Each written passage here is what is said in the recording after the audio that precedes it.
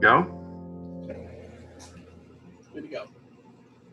Welcome, ladies and gentlemen, and children of all ages, to one of the most anticipated events of 2020. Yes, I know, I was looking forward to it. Yes, the Marple Talent Show with a star-studded cast from virtually all walks of life. My name is John. I'm privileged to host this colossal event. So thank you for joining us from around the world. Broomall, Pennsylvania, Media, Bayonne, New Jersey, Marcus Hook, King and Queen of Prussia. And I even have somebody joining us tonight from Muskrat Ramble, West Virginia. So thanks so much. You're terrific. You're looking great. So you joined us to see and hear talent. And talent is what we have in store for you tonight. So without further ado, we will kick off the proceedings with 14-year-old, 3-month-old juggler from Media, Pennsylvania, juggling his sister's college textbooks or his mother's car keys. We're not sure. So give it up for Colin Eccles, the quarantine juggler.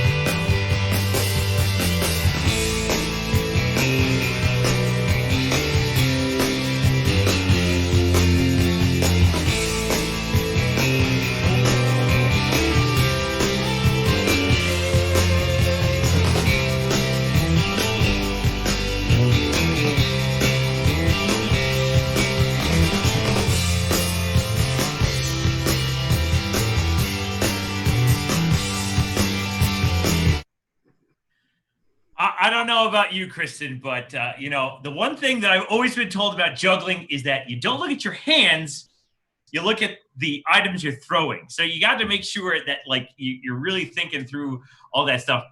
Colin, I'm really impressed. Moving up to 3 items to juggle is, it's tough.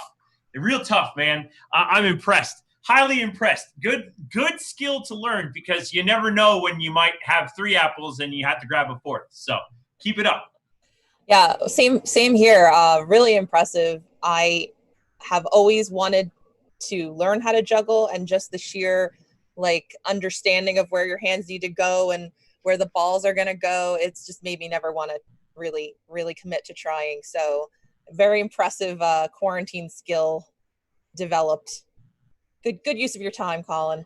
And just so you know, if you want shout outs or anything like that, we are monitoring the chat. So, you should be active in there because we're going to have a lot of fun with that while we're doing this today.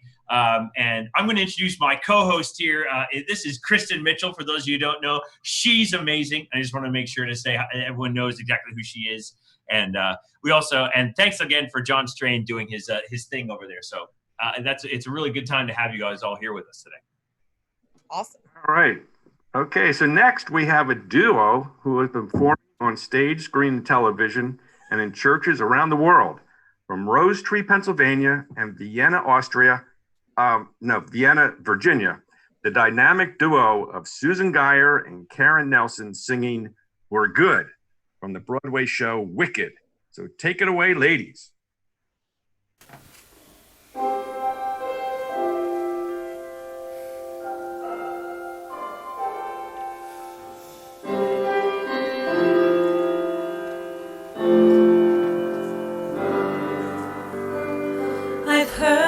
Said that people come into our lives for a reason, bringing something we must learn, and we are led to those who help us most to grow if we let them, and we help them in return. Well, I don't know if I believe that's true, but I know I'm who I am today because I knew you. Like a comet pulled from orbit as it passes the sun, like a stream that meets a boulder halfway through the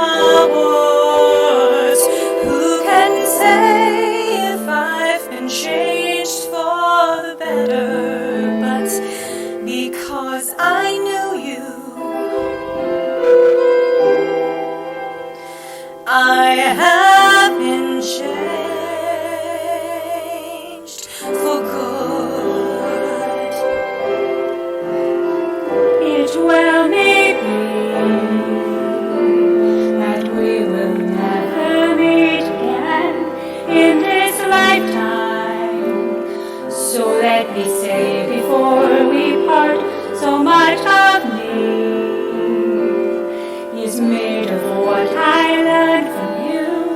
You'll be with me, like a handprint on my heart.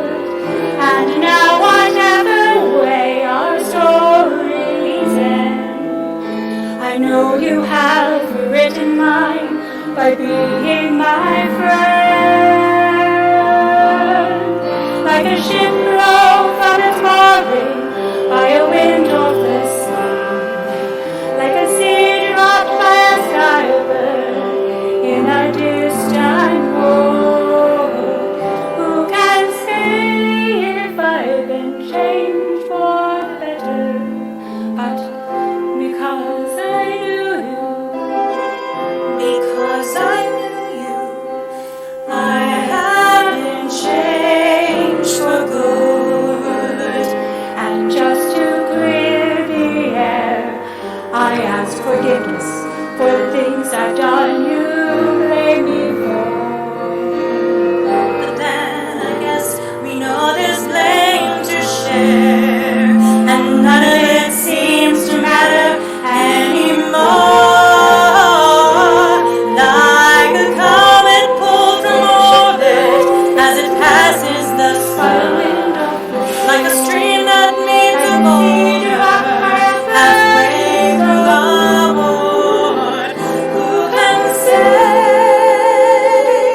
if I've been changed for the better?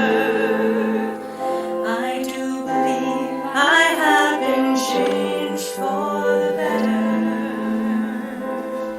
And because I knew you, because I knew you, because I knew you, I have been changed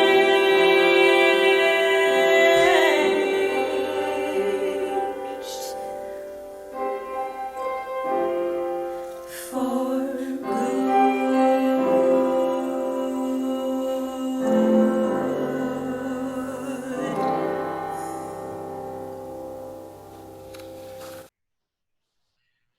I'm going to say one thing before I start this. Wicked is better than Hamilton. There, I said it, and I believe it. Controversy. Oh, yeah, I know. All these people are going to be like, no. But first, I want to point out that there's a shout out to Kristen from your mom in Florida. So Nice. shout out to Kristen. You're awesome. See, Diane John, is, we got an is- even more expansive audience than you thought. and Diane is loving Colin, and now she loved Karen and Susan. So I love that tune. That tune gives me friction, which, you know, it's chills every time I hear it. Wicked is better than Hamilton. Fight me for it, huh? One of the things that's so great about Wicked, I think, is that it's the focus on a friendship instead of a love relationship that is just that song is, you know, is perfect for Susan and Karen. Probably if they had a Disney life at the office, this would be the song that'd be playing in the background all the time. And of course, I had not seen that yet, but I had knew what they were doing, and I had expressed my interest in seeing it to Karen. And of course, I got a lot of caveats, but I gotta say, Karen, it looked pretty good to me. It sounded pretty evenly matched. So Yeah, I think you guys did a great job. Karen, I know exactly what you're saying right now. You're wrong. It was awesome. Very good. Very good. Doug, I think I found that hat that you were missing. As I'm sure you've all been reading in the papers, contemplative photography is making a strong comeback in recent years. Now taught in major universities around the country, contemplative photography is the new yoga and the new normal, really new audiences with new ideas. So join me in a warm Marple welcome for John Eamon and his contemplative photography. John.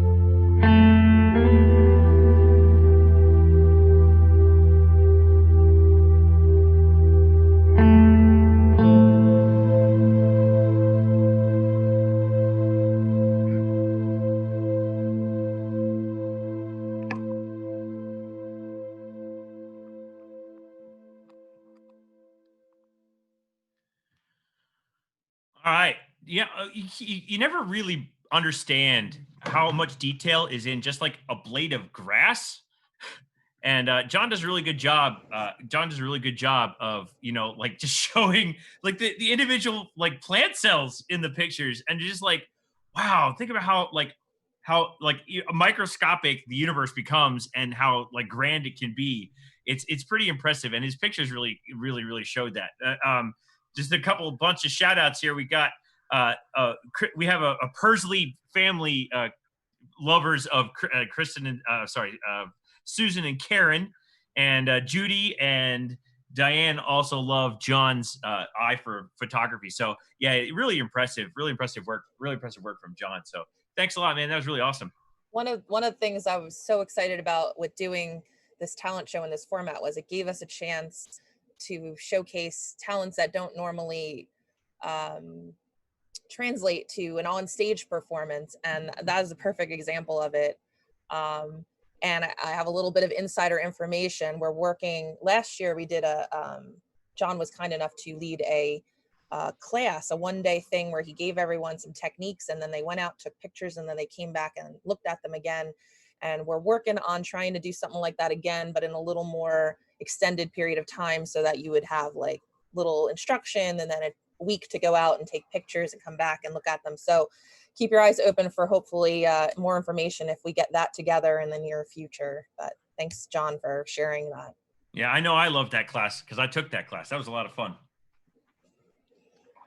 Okay, well, next we have a rising star in the sport of trick shot basketball. Please put your hands together and welcome 12-year-old Hannah Nelson Poteet from Havertown, Pennsylvania, and her trick shot used in trying out for the junior high basketball team. Hannah.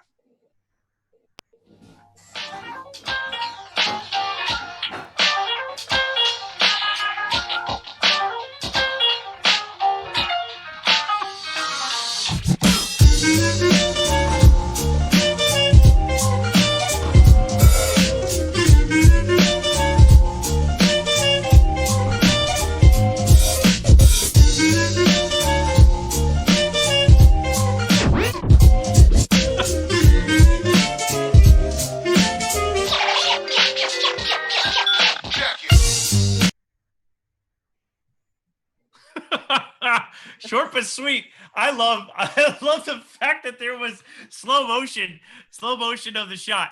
I'm sorry, that got me. That really got me. I was like, oh my gosh, the slow motion. Yeah, great shot. Great job, Hannah. I think that was an assignment for school, but she turned it into something fun. And I think that basketball hoop is just the right size. Was that crowd social distancing? They look crammed.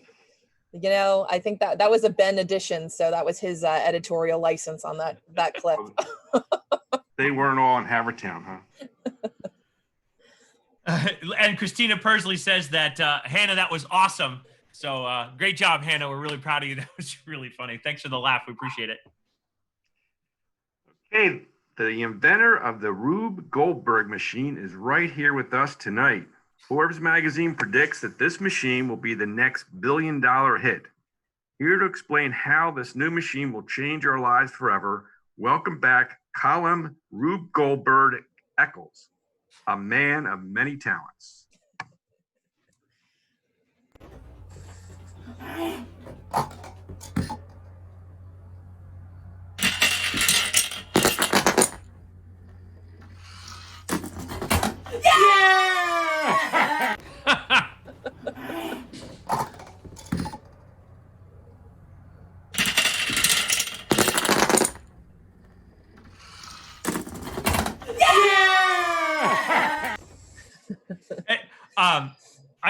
Did you guys remember years ago when that Honda commercial went viral because Honda wanted to do a commercial of their brand new Accord? So this company asked for a prototype of it, and they took this prototype apart piece by piece and made it into a giant Rube Goldberg machine.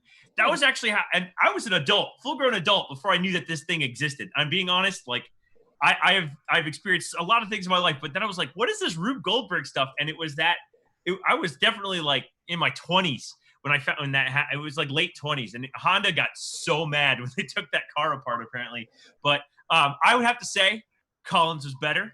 I liked the outcome a lot better. It had bullseye, loved it, and it just. But I'm impressed that he already knows what Rube Goldbergs are because he makes me feel dumb. Well, now I feel even really dumb because I didn't know what Rube Goldberg was until this video came in. So, well, that's because and I had to ask Ben 4 times how to spell it, and then I had to check and make sure that was right. Then you just use the phrase, I was today years old. Christina, you're absolutely correct. And I don't want to know how long it took him. I want to know how his mom didn't kill him for making a mess in the living room. But, well, he had a cheering section. I'm guessing she was part of it. So that was another project that was part of an end of the year school project. I was asking Colin about it the other night, and he said that his options were to do a presentation or to create this Rube Goldberg machine, and quote, doing a presentation didn't seem very fun, so he went with this instead. But man after my own heart. Do the fun stuff first. Okay, next we have recording artist Kristen Mitchell singing A Little China Doll by Franco Leoni. This is one of his most famous works. And of course, most of us know Franco's brother Leoni, who played third base for the Yankees, but tonight it's Franco's Little China Doll. Welcome 3-time Grammy nominee Kristen Mitchell. A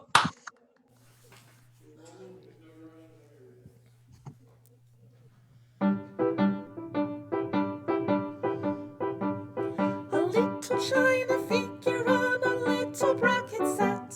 His little feet were always crossed. He wore a little hat, and every morning fair or foul and shine or shadows dim, a pretty little housemaid came and softly dusted him. She took him up so gently and with such a charming hair. His china soul was melted quite. He loved her to despair. All day he sat and thought of her until the twilight came, and in his china dreams at night he breathed her little name. Her little name, her name. And in his china dreams at night he breathed her little name.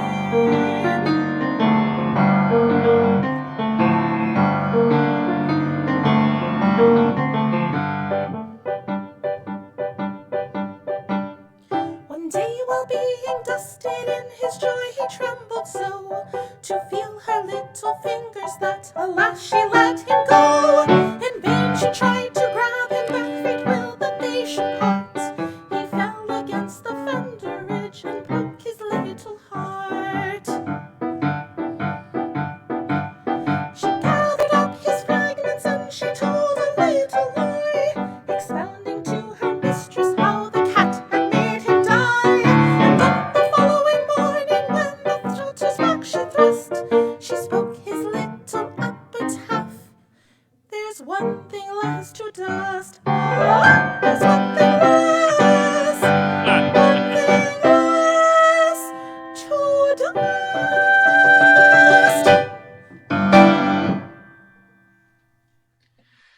Nice job, Kristen. Alas. Hey, I want the one thing less the dust. Yeah, that would definitely be my look at it. Hey, I gotta tell you, I want to give you a compliment here that may sound a little strange, but as a person who this drives nuts, you did a really great job with your enunciation. I could actually understand every word. I'm looking at you, Billie Eilish. Take a lesson from Kristen. And great job, Kristen. That was really that song was a lot of fun too. Thank you. I mean, the song is great. This, this inanimate object and his unrequited love for this housemaid. And then she's just like, oh, thank God, to dust him anymore. But I think my favorite line is when she tells the mistress that the cat made him die. I mean, that just spoke to me on so many levels. So. Hey, yeah, especially here. I'm surprised Piglet hasn't made a guest star appearance in the video yet. According to Colin, it took 3 days to make and 37 takes to get it to go right. So that's definitely quite the effort. Sounds about right. And Diane wants you to know that you did a beautiful job, Kristen. So nice job, great job. Thank you, Diane. Okay, So next we have rising star Georgie Geyer performing his Grinch makeup talent. Many of you may recognize him as he has performed in venues all over the area, often with his dog Wilbur, but tonight it's just Georgie. Wilbur's performing solo down in Atlantic City. So take it away, Georgie. To be turning myself into the Grinch. So first I'm going to take the shade Social Blade from the James Charles makeup palette, and I'm going to that's just going to be the all over face color, because the Grinch is green. It would make it much easier if I was a cartoon, because then I could naturally snap my fingers and make myself green. And if I knew how to edit. But I sadly do not know how.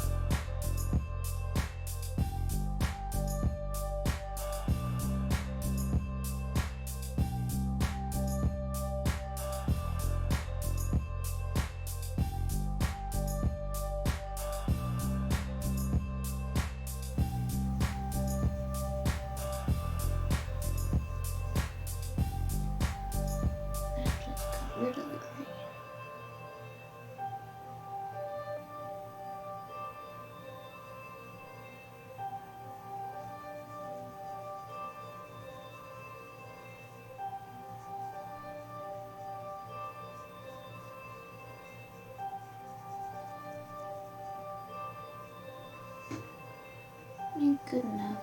That's what I say whenever I make a little mistake. Okay, now you will watch my TikTok that I just made. Bye. All right, next time I do a theater show, I'm hiring Georgie. That's just the way it works. The last time I had to do my own makeup when I was playing Oliver Warbucks, I literally sat there staring at myself in the mirror, and all I had to do was darken my eyebrows and make sure that my worry line showed up. And then he's over here painting himself green and putting all that stuff on his face, and I'm sitting there going like, man, I stink at this.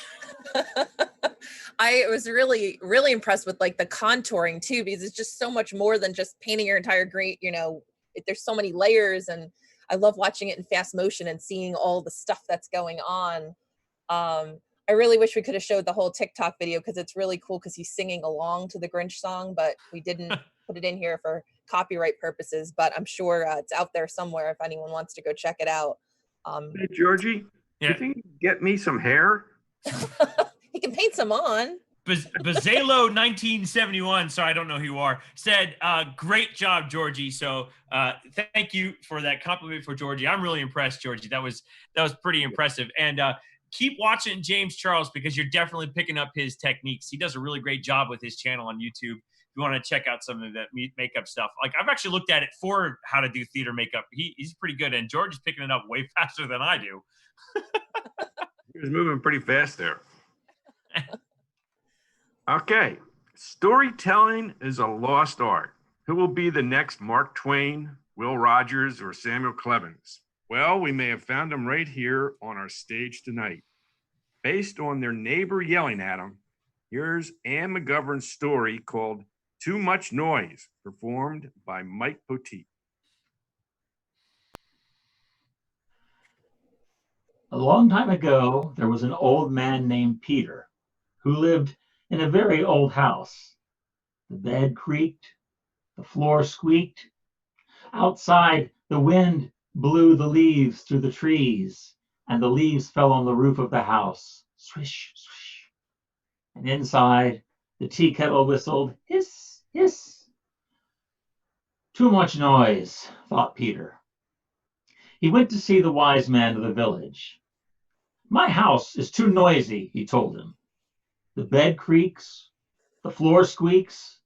Outside, the wind blows the leaves through the trees, and the leaves fall on my roof, swish, swish. And inside, the tea kettle whistles, hiss, hiss. What can I do? The wise man said to him, get a cow. What good will a cow do, thought Peter. But he got a cow anyway. The cow said, moo, moo. The bed creaked, the floor squeaked, the leaves fell on the roof, swish, swish. The tea kettle whistled, hiss, hiss. Still too much noise, said Peter. He went back to see the wise man. The wise man said, get a donkey. What good will a donkey do? Said Peter. But he got a donkey anyhow. The donkey said, ee-haw. The cow said, moo, moo. The bed creaked, the floor squeaked, the leaves fell on the roof, swish, swish. The tea kettle whistled, hiss, hiss. Still too noisy, thought Peter. He went back to see the village wise man. The wise man said, get a sheep. What good could a sheep do? Said Peter. But he got a sheep anyway. The sheep said, baa, baa. The donkey said, hee-haw. The cow said, moo, moo. The bed creaked, the floor squeaked, the leaves fell on the roof, swish, swish. The tea kettle whistled, hiss, hiss. It's still too noisy, thought Peter. He went back to see the wise man again. The wise man said, get a hen. What good could a hen do? Said Peter. But he got a hen anyway. The hen said, cluck, cluck. The sheep said, baa, baa. The donkey said, hee-haw. The cow said, moo, moo. The bed creaked, the floor squeaked, the leaves fell on the roof, swish, swish. The tea kettle whistled, hiss, hiss. Too much noise, said Peter. He went back to the wise man. The wise man said, get a dog and a cat too. What good will a cat and dog do? Said Peter. But he got a dog and cat anyway. The dog said, woof, woof. The cat said, meow. The hen said, cluck, cluck. The sheep said, baa, baa. The donkey said, hee-haw. The cow said, moo, moo. The bed creaked, the floor squeaked, the leaves on the roof went swish, swish. The tea kettle whistled, hiss, hiss. Peter was very angry. He went back to the wise man. I told you my house was too noisy, he said to him. I told you the bed creaked, the floor squeaked, the leaves fall on my roof, swish, swish. The tea kettle whistles, hiss, hiss. I asked you what I should do. You told me to get a cow. Now, all day, the cow says, moo, moo. You told me to get a donkey. All day, the donkey says, hee-haw. You told me to get a sheep. All day the sheep says, bah, bah. You told me to get a hen. All day the hen says, cluck, cluck. You told me to get a dog and a cat. All day the dog says, woof, woof, and the cat says, meow. I'm about to go crazy. The village wise man said to Peter, I will tell you what you should do. Get rid of the cow. Get rid of the donkey. Get rid of the sheep. Get rid of the hen. Get rid of the dog and the cat. So Peter let the cow go. He let the donkey go.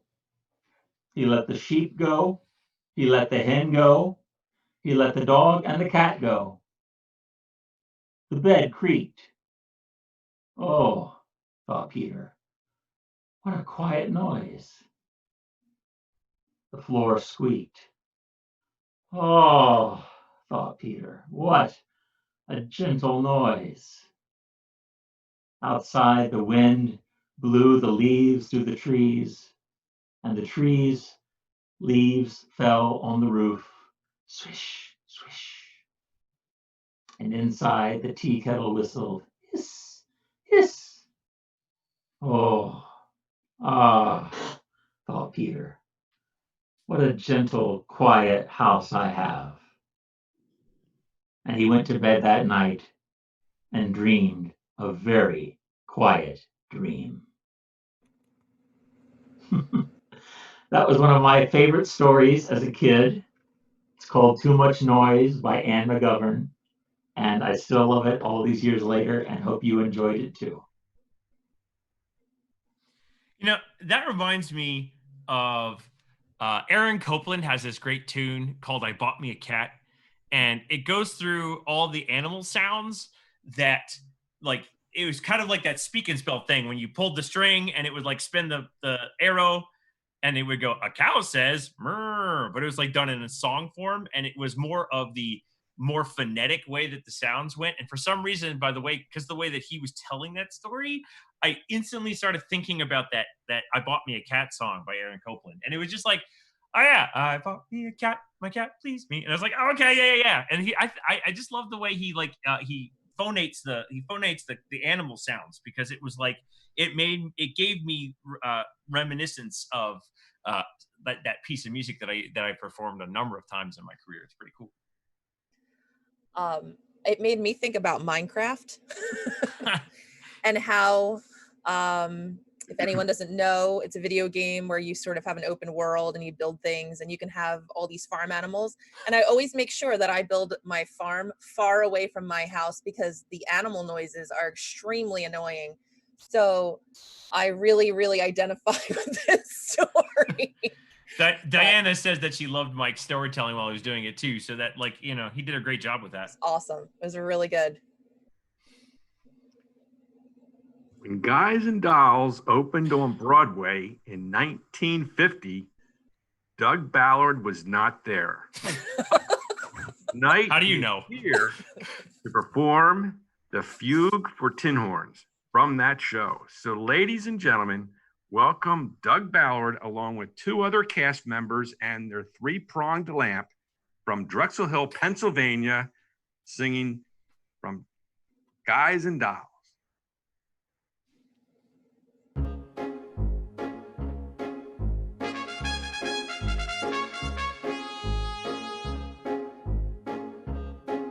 I got the horse right here, the name is Paul Revere, and here's a guy that says if the weather's clear, can do.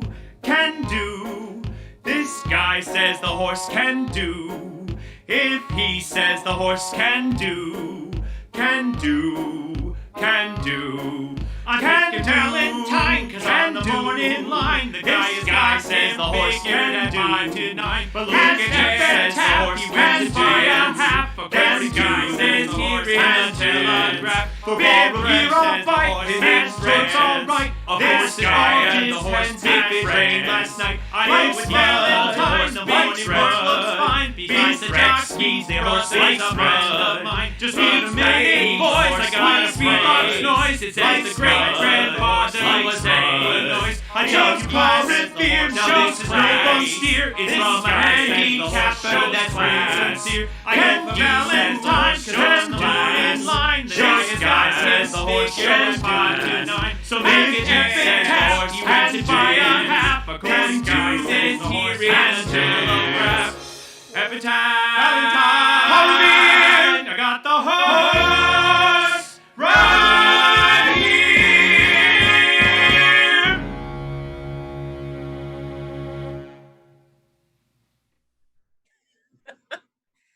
It's fabulous, Doug. I mean, we've been I don't know using... who that guy was, but he had a great sense of style. We've been using that clip to test all of our settings for tonight. So we've all seen it a few times, and now I'm even impressed that you have yet another Hawaiian shirt that you're wearing tonight. Fridays, our Hawaiian shirt Fridays when I teach. Okay. I own 10 or 11. Yeah, 10 or 11. The hats I own less of, but I happen to like them. So yeah, but that song's a lot of fun. Oh my gosh, Ben and I have had that song stuck in our head for days. And you're just walking down and I'm like, ba, ba, ba, ba, ba, and just like, it's like, why am I singing this song? I don't know all the words, but I know the melody, and it's stuck in there now. Hey, thanks, Linda. Appreciate the compliment. And Sean and Diane, thank you very much. And you heard the answer. I think it's 11 or 12, Miss Eccles. I don't know. I can't see which Eccles that is. But yeah, so it's sorry, I'm just kind of reading the chat as it flew past. But yeah, so thanks a lot, guys. I'm glad you liked it. Okay, moving right along. Julia Eccles should be playing Major League Baseball with the Miami Marlins tonight, but no, she is here to perform a series of unique talents. And may I add, they are unique and somewhat useless. So, Julia, take it away.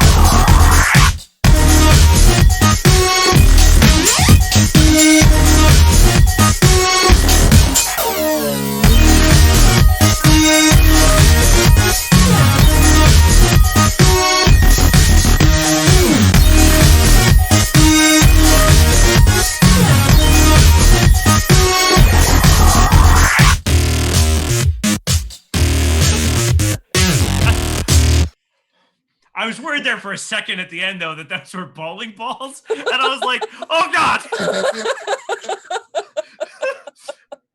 Yeah, that was impressive. Like, she's opening the door with her foot. I mean, I can't even put my shoes on right. That was awesome. I'm glad we showed Colin's juggling video at the beginning, because, I mean, adding skateboarding to it, it's just like really one-upping him there. But that was really, really cool. I like the backward flip with the cup too. That was amazing. She kept it upright and then set it on the ground behind her head and then stood up over top of it. Like, I totally would have just dumped it into my face and been like, blah, blah, blah, blah. That was fabulous. That was awesome. Great job. Susan says she needs to hang out with Julia more often. I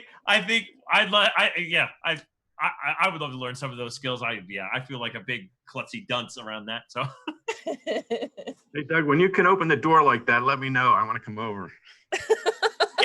See, she's had a doorknob. I got it easy. I got those little like flip handle things, so I could, I got this. Okay. Practice. Yeah, it's the door opening part that was hard, not the handstand and the Shh. Stealing my thunder. Okay. Next, we have Broadway star Susan Geyer, who could only be here tonight because the theaters on Broadway are closed for the season.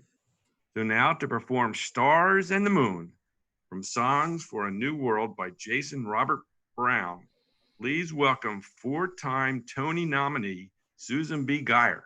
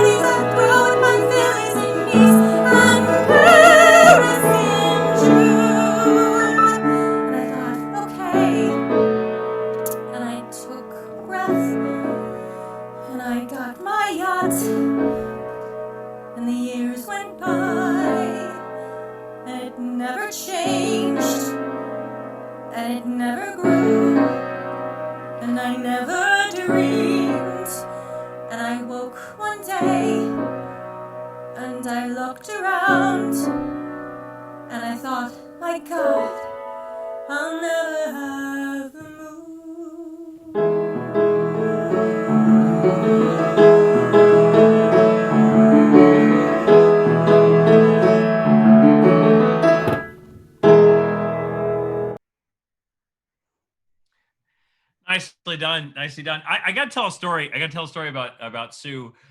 Sue, I hire Sue at my middle school to come play the piano for my choirs and stuff. And I bring her in because, one, she's one of the best piano players I have ever met in all of my experience. And I'm saying that broadcast on the internet, so now it makes it true. But Sue came to my school for one of the first times a couple years back, and I had been talking about how they all had to convince her to sing for them, that they wouldn't believe how good she sounds when she sings. And because Sue always tries to avoid singing for my kids whenever she comes over, and she always finds a way to say, no, I can't do it today, blah, blah. So I basically had the entire choir beg her to sing, and so she finally sang for them. And when she finished, there was no applause. There was just this. And then they realized that they hadn't been applauding, and they went nuts. It was, 15, 20 seconds. I'm sitting there going like, did they all have a stroke? And they were so impressed with Sue singing. I'm impressed with her singing every time she sings, and I have the lovely opportunity to get to sing with her more often than anybody else. So all the rest of you be jealous.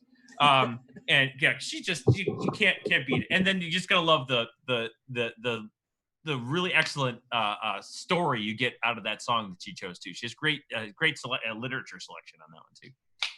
Yeah, just fabulous. I did actually watch that whole video. It's one of the few that I watched before tonight, because I had to figure out she didn't tell me what the name of the song was when she sent it to us, so I had to figure out what it was, and then I had to hear the whole thing because it was one of those songs where I could tell there was going to be a turn at the end. And gotta love Jason Robert Brown for those happy sounding songs that end up being really, really sad. He's like a master of that, and I love the acting, the facial acting of it, and everything was awesome too. And obviously, in addition to the vocals, Diane, Christina, and Linda are all, and Amy are all like complimenting the heck out of that performance, and definitely well deserved kudos on the Twitch chat right now from those people. So thanks for popping her a shout out, because she definitely deserved it. And what's next, John?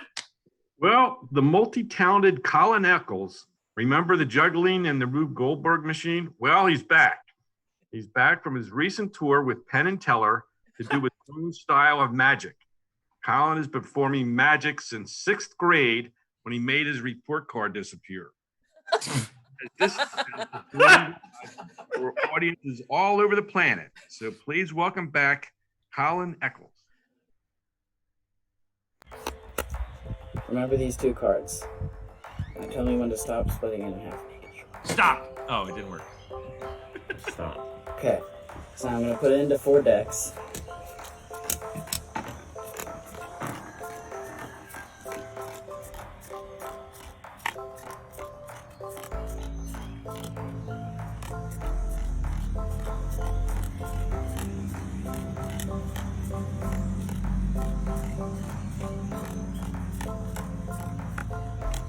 Alright, now I'm going to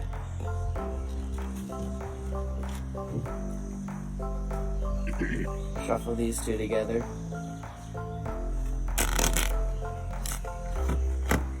Second and 4th. And shuffle these 2 together. Now I'm going to take one, put it on top of each other. And on this side, all the cards should be black, except for your 1 red card. Yeah. Now the cards on this side should be red, except for your 1 black card. Oh, very cool. That's awesome. Close-up magic is no joke. You because you have to pull that off with someone like this far from it, like and that was really impressive. There's a lot of really great card tricks out there, and every time I see them, I'm always like, I should learn how to do card tricks. As you can see, I have no cards.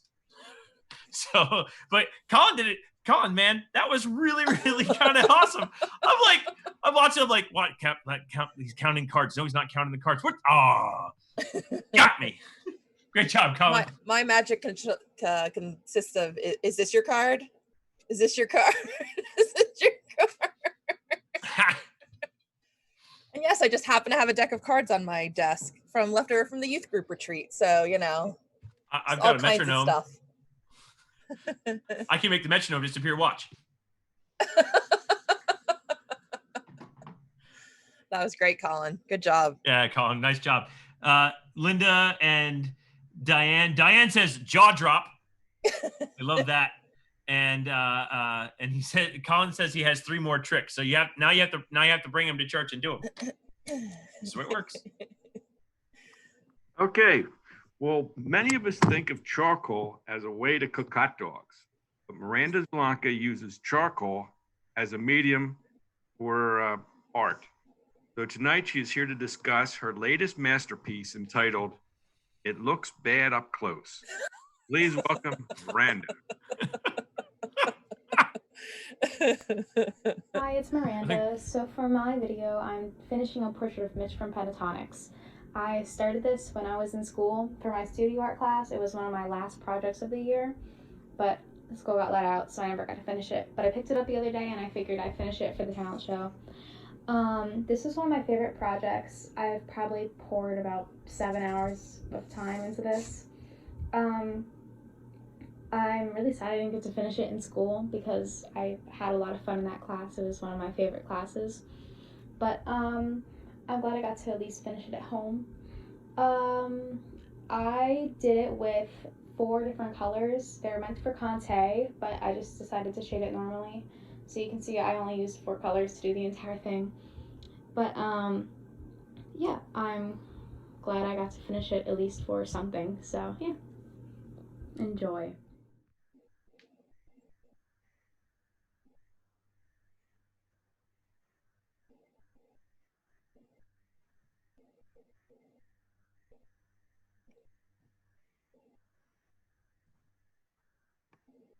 I don't know, Miranda. It looks pretty good from this distance. I mean, it looks bad up close as like my life story, but that doesn't look bad at all. Yeah, I mean, that looks amazing. I love the Pentatonics, and Mitch has changed his look so often. I never know what he's going to look like next, but this is the current iteration of Mitch. She did a really great job with that, and yeah, I love it. What talent? I mean, my stick figures could totally look like that. Ben commented when he was editing the videos, he was like, and she ate a bowl of chips while she was doing it too. Like, there's just, it's just, just having a snack, drawing a portrait, whatever. Barb says that it is beautiful up close, and she's the mom, so she would know. And Christina also says that it's beautifully talented. See, Miranda, don't give yourself short shrift. That's a really great piece you did there. Excellent. Very nice. Okay, our final act of the evening is 18-year-old college sophomore Carl Nelson Petit performing a familiar song entitled Heart and Soul, written by the famous Hoagie Carmichael. Hoagie is also well known for writing Stardust and for his invention of the sandwich on a long roll, famously sold at Thunderbird and Broomall. So without further ado, here's Carl Petit with Heart and Soul.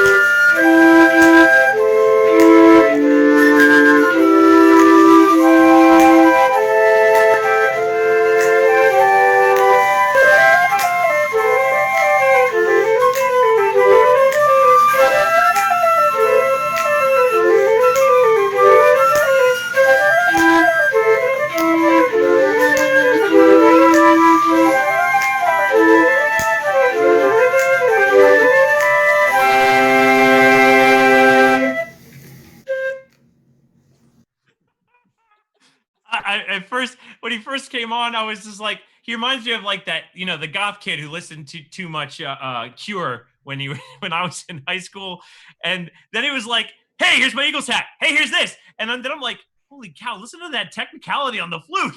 And it was like, at first I was like, I was way too fascinated with the wrong thing. And then I was like, oh my God, this is like incredible, like musicianship on the flute. Tone quality, really excellent vibrato, sense of vibrato, and really good sense of like where everything was supposed to be, especially when he's playing with the flute and himself on the flute. So it's like that's not easy to do, especially with that many parts mixed together. That impressive job, Carl. Impressive.